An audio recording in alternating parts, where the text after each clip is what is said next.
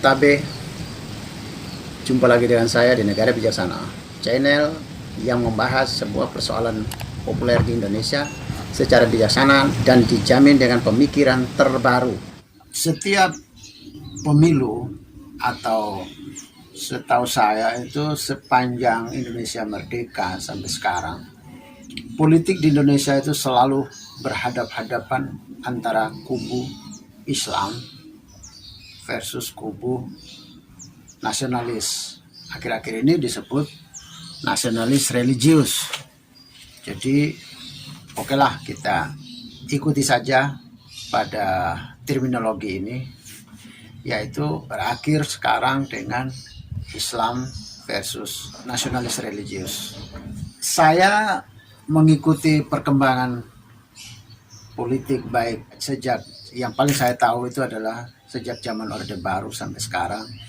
Kalau kita baca di sejarah juga, itu pun sejak bawaan sejak Orde Lama, bahkan sejak Indonesia merdeka. Yaitu ketika para founding fathers kita, para pendiri bangsa kita, pendiri negara kita, mulai berpikir tentang dasar negara, itu memang sudah terjadi berhadap-hadapan dua kubu, yaitu kubu Islam dan kubu nasionalis. Pada zaman dulu, kubu Islam ini diperankan oleh Nasir dan kubu nasionalis diperankan oleh Bung Karno. Sampai mencapai konsensus mereka, yaitu okelah, terima ketuhanan yang Maha Esa sebagai sila pertama, pokoknya menghilangkan Piagam Jakarta, menghilangkan kata Islam di dalam salah satu sila, sehingga negara ini berdasarkan semua golongan. Sudah mencapai konsensus, tapi dalam perjalanan fakta atau realita hadap-hadapan antara kubu Islam dan kubu nasionalis selalu terjadi sampai hari ini. Setiap pemilu, isu yang paling santer, isu yang paling berpengaruh di dalam bagaimana orang Indonesia menjatuhkan pilihan itu selalu pada dua kriteria ini, yaitu nasionalis atau Islam, atau sekarang ini disebut nasionalis religius versus Islam. Di dalam Islam ini juga lebih spesifik lagi menjadi syariah. Kemudian lebih spesifik lagi akhir-akhir ini adalah khilafah. Ini selalu hadir terus. Yang menariknya adalah meskipun tarik-menarik setiap pemilu ini antara dua kubu ini, tetapi pemilu di Indonesia sejak zaman Orde Lama sampai hari ini selalu dimenangkan oleh kubu nasionalis atau nasionalis religius sekarang. Belum pernah dimenangkan oleh kubu Islam. Kelompok atau kubu nasionalis, meskipun 78 tahun Indonesia merdeka dan 78 tahun juga kubu nasionalis berkuasa di Indonesia sejak pemilu dimulai tahun 55 ya. 1955. Isu tentang atau gerakan tentang ingin menggantikan Pancasila sebagai dasar negara tidak pernah hilang. Jika dulu cuma sekedar gerakan politik, tapi sejak pasca Orde Baru atau selama Orde Reformasi ini, gerakan itu sudah bukan lagi melulu pada gerakan politik, tapi sudah mulai berpindah kepada gerakan yang kita lihat sebagai mendatangkan korban, ya, seperti bom meledak, seperti pelarangan ibadah dari umat yang minoritas, kesulitan di dalam mendirikan tempat ibadah umat minoritas di Indonesia. Ini memperlihatkan bahwa hadap-hadapan antara dua gerakan ini, dua kubu ini, ternyata dalam 78 tahun Indonesia merdeka tidak juga menghasilkan sebuah keadaan negara ini lebih kondusif. Ternyata tidak juga. makin hari makin menyedihkan, kian parah ya. Bahkan akhir-akhir ini muncul satu terminologi yang disebut dengan gerakan atau intoleran. Ini sangat tidak nyaman ya bagi kita untuk hidup bernegara, hidup berbangsa, ini tidak nyaman. Jika sudah sampai kepada kekerasan, baik kekerasan fisik yang korban nyawa dan harta benda, dan juga kekerasan psikis ya, ancaman terhadap kebebasan beribadah, kesulitan dalam mendirikan rumah-rumah ibadah yang kaum minoritas di Indonesia. Jadi kesetaraan tidak muncul ya. Ini menunjukkan bahwa kelompok nasionalis selama ini diberi kesempatan ternyata tidak mampu menyelesaikan persoalan ini, bahkan makin hari kian parah, kian menegangkan. Solusinya apa? Solusinya akhirnya setiap pemilu tiba, isu SARA, isu nasionalis versus Islam ini selalu mengemuka, selalu muncul. Akhirnya publik memilih caleg atau memilih calon pemimpin kita dari daerah sampai pusat. Itu sudah tidak terlalu berpikir tentang kompetensi mereka. Kualitas SDM calon pemimpin kita sudah tidak terlalu dalam pertimbangan. Orang sudah terasuk oleh perasaan, memilih berdasarkan rasa, bukan lagi memilih berdasarkan rasio, memilih pakai hati, bukan memilih pakai otak lagi. Karena orang yang penting dia Islam saya pilih, atau yang penting dia nasionalis saya pilih. Jadi sudah tidak terlalu peduli dengan kualitas, kompetensi, integritas, sudah tidak terlalu dipentingkan lagi. Nomor satu mesti nasionalis atau Islamik. Bagaimana kita mau dapat pemimpin yang bagus kalau kita selalu mempertimbangkan dari dua sisi ini? Ini tidak bagus. Sampai kapan pun kita sulit menemukan pemimpin yang bagus, sulit sekali. Karena sudah 78 tahun Indonesia merdeka, ternyata realita atau dialektika dua kubu ini tidak menyelesaikan masalah. Bahkan makin hari kian memburuk. Maka saya berpikir bahwa kita perlu mencari alternatif. Ya, misalnya ya, sebut saja bahwa ini dua aliran politik Indonesia yang dibawa sejak kita merdeka sampai hari ini, yaitu fakta tentang satu aliran Islamik, yang kedua ada aliran nasionalis religius. Dulunya nasionalis saja, sekarang menjadi tambah nasionalis religius. Berarti hadap-hadapan ini posisinya ini sudah tidak tepat, sudah tidak bagus. Kalau hadap-hadapan ini adalah sebuah solusi yang bagus, mestinya hari ini kita tidak perlu lagi memikirkan lagi tentang intoleran, tentang pentingnya NKRI, Bhinneka Tunggal Ika. Kita sudah tidak pikir, karena sudah otomatis kita satu, karena sudah otomatis kita Pancasila. Tapi sampai hari ini tetap aja kayak perjuangan untuk menegakkan Pancasila, NKRI, perjuangan untuk Bhinneka Tunggal Ika itu tidak pernah habis-habis ya. Kayak habis-habiskan energi kita. Bahkan sumber daya negara kita cukup banyak terbuang untuk mempertahankan soal ini. Katakanlah soal 4 pilar. Kalau kita 78 tahun ini mengelola manajemen negara kita, manajemen politik kita bagus, mestinya 4 pilar ini sudah tidak ada lagi. Maksudnya sudah tidak lagi dipersoalkan, tidak perlu didengungkan lagi, karena memang semua orang sudah terima. Dalam hal ini berarti kita membutuhkan satu aliran baru. Kalau disebut satu kiri atau satu kanan, misalnya kalau kelompok kubu nasionalis disebut kiri, berarti kubu Islamik disebut kanan. Kalau kubu nasionalis disebut kanan, berarti kubu Islamik disebut kiri. Berarti saat ini nih ada kiri dan kanan. Jika demikian berarti kita membutuhkan satu kubu baru, yaitu kubu yang tidak kiri tidak kanan. yaitu kubu yang di tengah. Kubu yang di tengah ini cirinya adalah dia bisa diterima oleh kiri dan kanan. Kanan bisa terima, kiri bisa terima. Kanan bisa masuk, kiri bisa masuk. 78 tahun ini kita tidak pernah punya kubu yang seperti ini. Kita tidak pernah punya kubu yang ada di tengah. Berarti dia bisa berteman, bisa menyatu dengan nasionalis religius, dia bisa menyatu dengan Islam juga. Kubu ini. Kita membaca pemilu 2024 ini, menjelang pemilu 2024 ini, saya melihat konfigurasi politik Indonesia sudah berubah, beda dengan yang biasanya. Lihat posisi Ganjar, itu kan disebut sebagai posisi kubu nasionalis.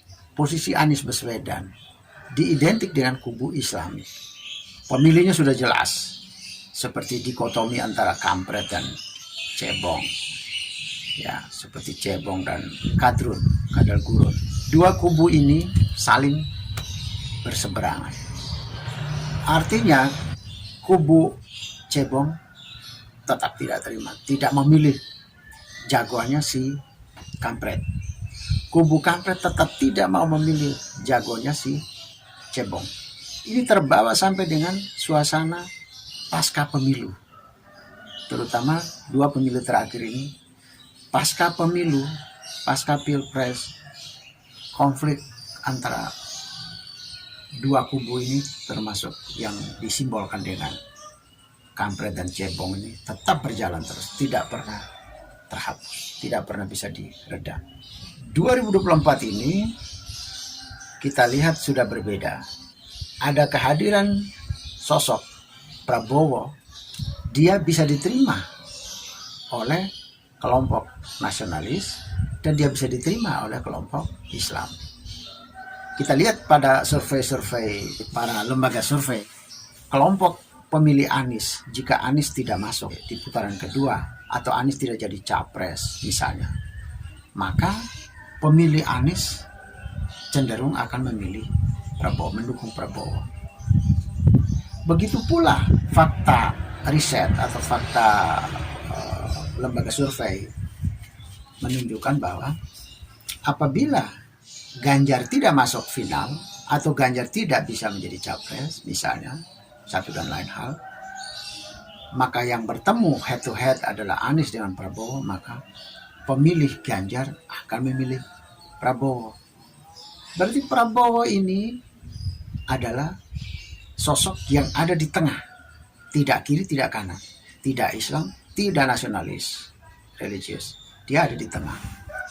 Bahkan pemilih Prabowo sekarang ini juga campuran dari yang dulunya pemilih Prabowo ketika dia dicitrakan sebagai kelompok Islami waktu itu, yang hadap-hadapan tahun 2014 dengan 2019 hadap-hadapan dengan Jokowi, ya itu sekarang ini kan mereka juga masih memilih Prabowo.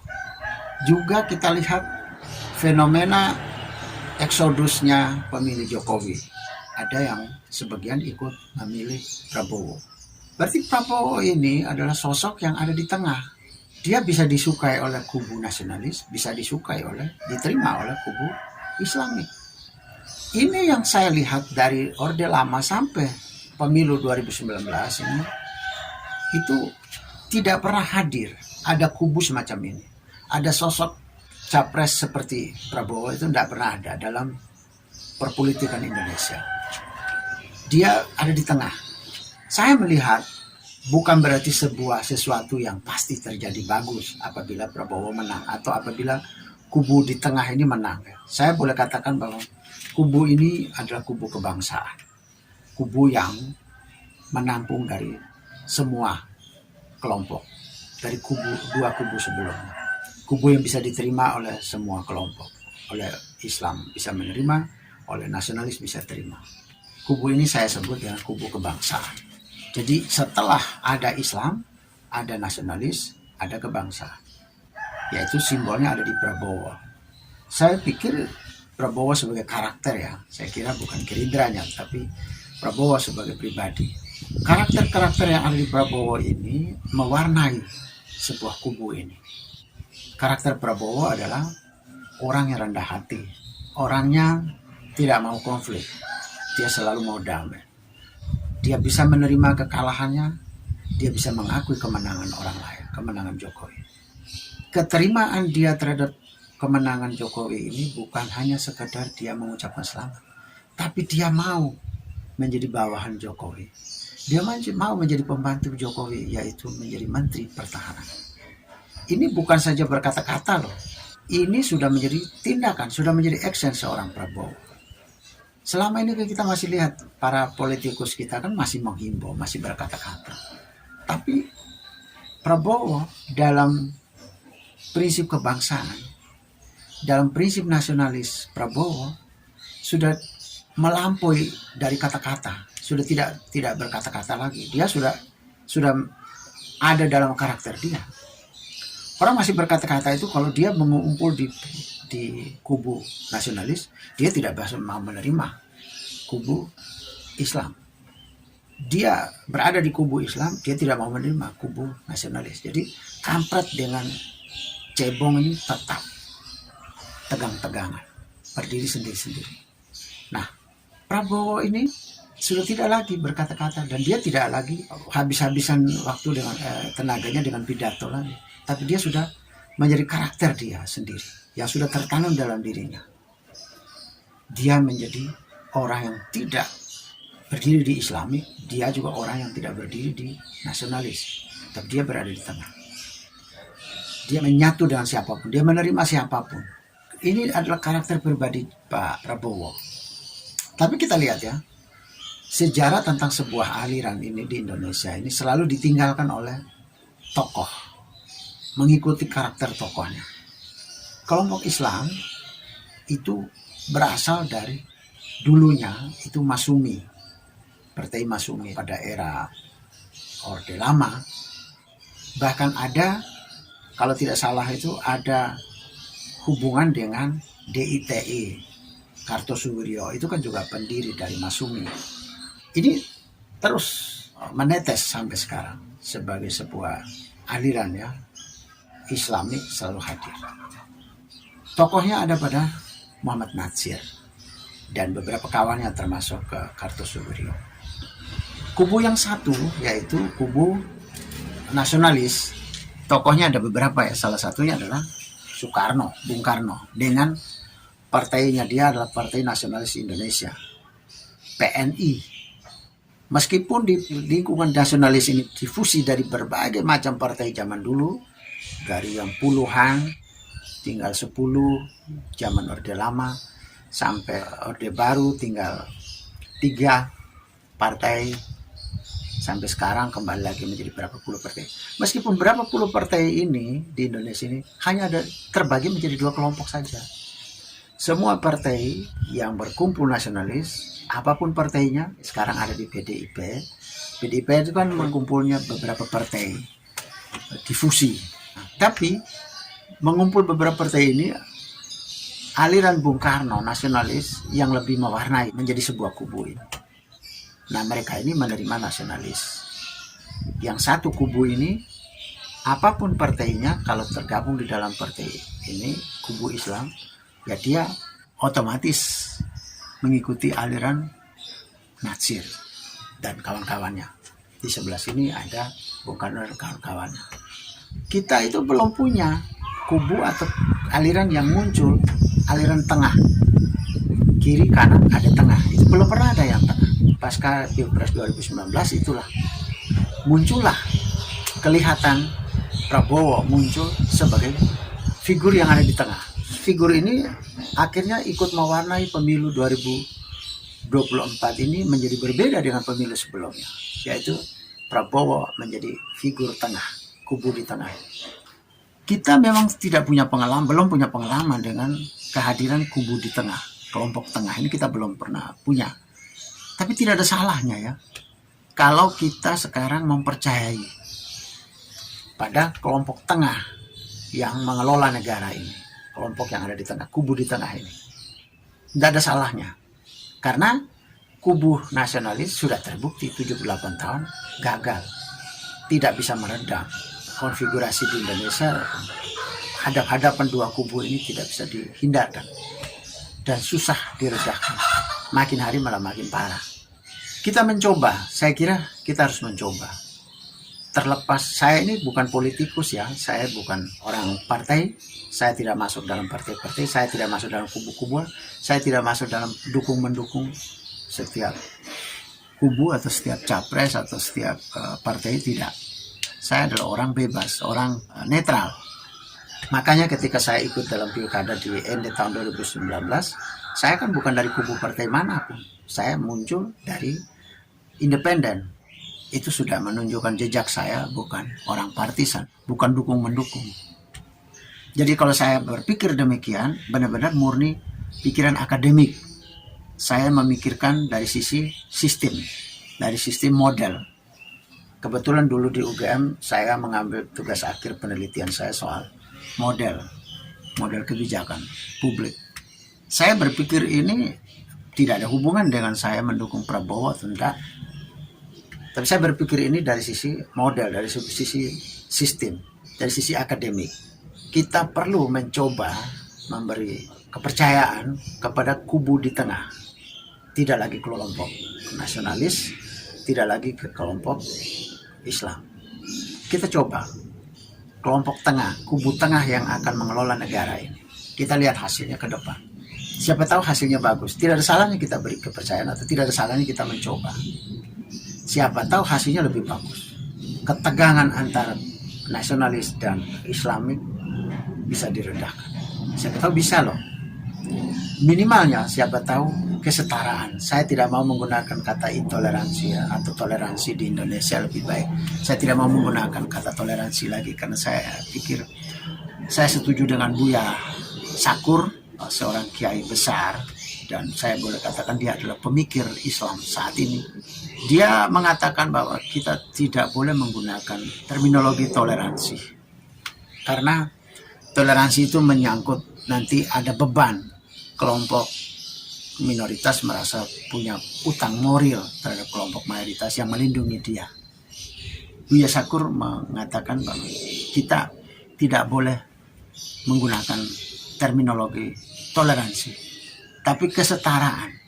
Sehingga apabila dia berbuat baik, dia berlaku baik, dia melindungi, dia menghargai kelompok beragama berbeda, bukan utang, bukan jasa, tapi itu memang sudah menjadi hak yang harus dia peroleh dan kewajiban yang harus dia jalani. Jadi bukan lagi jasa, tetapi itu adalah sesuatu yang harus terjadi, sebuah kewajiban, bukan sebuah kesadaran, bukan sebuah tindakan kebaikan, bukan, tapi sebuah kewajiban.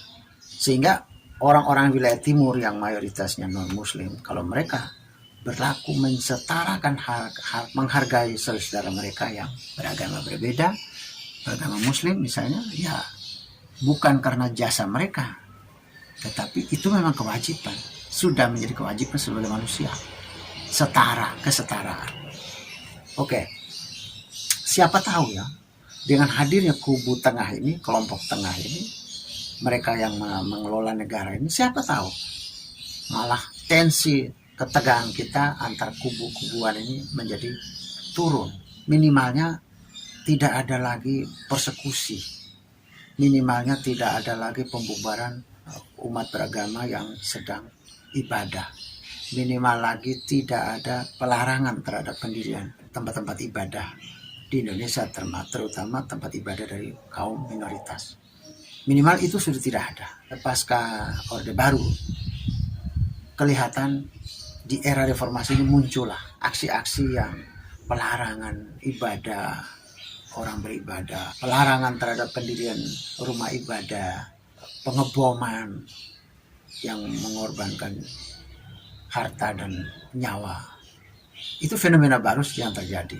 Kalau kelompok tengah ini yang mengelola negara ini, minimalnya kita berharap supaya kembali situasi kayak zaman Orde Lama, seperti kita di zaman Orde Baru, yaitu tidak ada pengeboman, tidak ada pelarangan pendirian tempat ibadah, dan tidak ada persekusi atau tidak ada pelarangan orang beribadah, umat beragama apapun beribadah. Minimal 3 ini saja bisa diturunkan, itu sudah syukur sekali. Syarat untuk menggunakan sebuah model, sebuah sistem. Jadi kita lihat pada pribadi seorang Prabowo Subianto ini bukan lagi Prabowo sebagai politikus, tapi ketika kita berbicara sebuah aliran, itu adalah bicara sebuah model, sebuah sistem. Jadi Prabowo di sini adalah sebuah sistem. Sama juga dengan apa yang dikembangkan oleh M. Natsir dengan politik Islamnya atau syariahnya, sama juga dengan Bung Karno dengan prinsip atau politik nasionalismenya. Maka Prabowo ini sebuah pribadi yang tidak lagi kita lihat dia sebagai politikus, tapi kita menggeser dia menjadi sebuah, boleh dibilang sebuah sistem. Bukan boleh dibilang, memang sebuah sistem. Kalau tidak mau mengatakan sebuah ideologi, Prabowo adalah sebuah sistem, sebuah model. Syarat secara teoritis menerapkan sebuah model adalah apabila model itu dapat berfleksibilitas terhadap variabel-variabel yang berkembang. Dia dapat menahan variabel-variabel yang negatif dan dia bisa memuluskan variabel-variabel positif atau nilai-nilai yang kita ingin kembangkan atau distribusikan kepada masyarakat. Satu contoh begini ya, di dalam masyarakat Indonesia ini kan yang kita ingin capai adalah masyarakat yang majemuk, yang bisa menerima nilai-nilai kebangsaan, nilai persatuan kesatuan, nilai-nilai Bhinneka Tunggal Ika yang kita ingin kembangkan. Nah, di dalam prinsip Islamisme atau di dalam prinsip keislaman dan di dalam aliran nasionalisme, maka yang terjadi dalam 78 tahun ini adalah mereka selalu berhadap-hadapan di dalam konstelasi politik, dalam dialektikanya selalu berhadap-hadapan. Setiap pemilu selalu tegang ya. Ini berarti model nasionalisme dan model Islamisme ini sudah tidak merespon, tidak fleksibel terhadap variabel yang berada.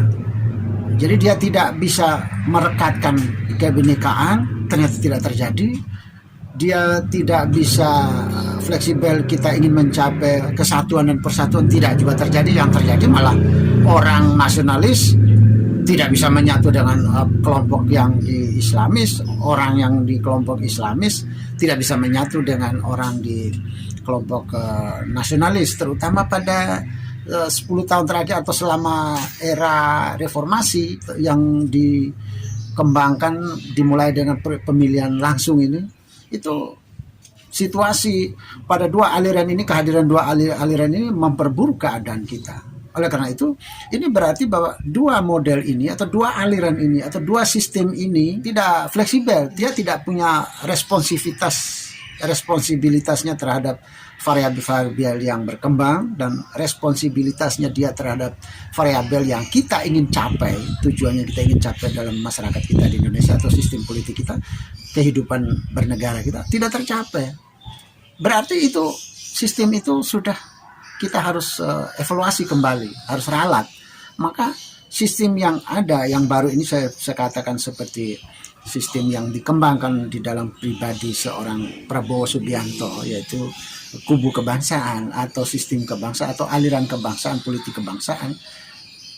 Kita melihat dia bisa merespon dari dua kubu yang berbeda ini. Masa nasionalis bisa memilih Prabowo dari kubu kebangsaan, masa dari pendukung Anies Baswedan yang dari Islamik bisa memilih Prabowo dari kubu kebangsaan. Ini menunjukkan bahwa sistem ini atau model ini, model kebangsaan ini yang dikembangkan oleh Prabowo ini, yang ada dalam pribadi Prabowo ini lebih responsif terhadap variabel-variabel yang kita ingin kendalikan, variabel perbedaan, variabel konflik ini kita ingin kendalikan, lebih responsif dia. Dia juga lebih bisa menjamin untuk kebersamaan, Bhinneka Tunggal Ikaan kita, NKRI-RAN kita, kebersatuan kita itu lebih bisa dijamin daripada yang dua sistem yang sebelumnya selalu berhadap-hadapan. Jika yang nasionalisme tidak akan berkumpul atau tidak akan hidup damai, hidup bersama dengan yang Islamis, dan yang Islam juga tidak bisa berteman baik. Jadi dengan yang kelompok nasionalis, konflik identitas cebong dan kadrun, cebong dan kampret ini terus berjalan selama era-era reformasi, terutama 10 tahun terakhir ini. Jadi saya berharap supaya kita mencoba ya, memberi kepercayaan kepada kubu ketiga, yaitu kubu tengah, kubu kebangsaan ini bisa muncul di Indonesia. Dan itu, kalau itu bagus ya, kita berharap supaya itu menjadi sebuah model ke depan. Jadi kalau Soekarno ada di penyebar ideologi nasionalis, Natsir dia sebagai pendiri aliran Islamik, maka kita berharap supaya Prabowo menjadi seorang perintis atau pendiri aliran ketiga, yaitu aliran politik kebangsaan, koalisi kebangsaan, kubu kebangsaan. Terima kasih, selamat berdemokrasi, selamat berpemilu. Jika Anda setuju dengan saya, Anda seide dengan saya, berarti kita berada pada satu perjuangan yang sama, yaitu ingin melihat Indonesia menjadi lebih baik, Indonesia menjadi negara yang bijaksana yang kita impikan. Caranya adalah dengan Anda memberi dukungan dan berpartisipasi dalam channel ini. Subscribe di bawah channel ini, bunyikan lonceng di sampingnya untuk menunjukkan Anda berlangganan secara gratis, dan ada pemberitahuan setiap kali saya mengirim edisi baru. Dan jika Anda setuju dengan ide ini, jangan lupa bagikan ke semua relasi Anda. Terima kasih.